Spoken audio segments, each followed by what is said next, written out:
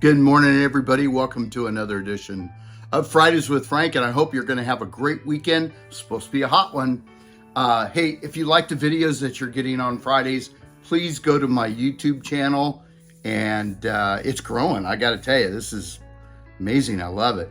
And you'll get these videos on Friday, but go ahead and hit subscribe. But anyway, I want to talk about something that has been on my mind.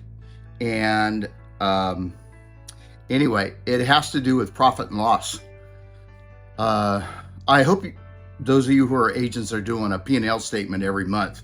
It's really going to help you a lot, especially when you go to do your taxes, because I was one of those guys that put it off for a long time. And, you know, when I hired a bookkeeper now, she does it monthly, and it is so easy. It is wonderful. But anyway, eXp, the company that I'm with, came out with their second quarter profit and loss statement.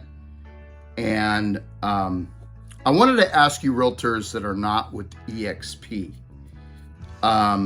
why doesn't your company show your profits and your losses?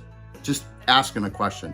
And the reason why is because with the real estate market being squeezed a little bit right now with interest rates and higher prices, don't you want to know that you have stability, knowing where you are? And as much as you love your company, okay, nothing is off the table as far as letting go. I was with a company for 11 years called Keller Williams, and I love the fact that they shared their profit and losses with the agent or the agents, and that was through the ALC, and all the agents were able to see, you know, where we're losing and, you know, what we were profiting on. But eXp grew 7% over last year, or I'm sorry, over the first quarter.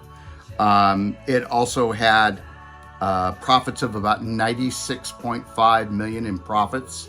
It also had a 24.7 million adjustable EBITDA. For those that you don't know what that is, you should look it up. But I guess what I'm trying to get at is you need to know the stability of your company.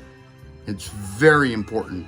I worked for a company once that didn't show the employees anything. I didn't know if they were hemorrhaging money, and I just don't like that type of environment, especially with the real estate market and the agents getting squeezed, because the only way that the company can get more money is from the agents. And it could be a variety of different ways. I'm just saying, just make sure that the company you're with, okay, is stable, profitable, because if not, it would be terrible to walk in the door on Monday and the office is closed. But very proud of eXp.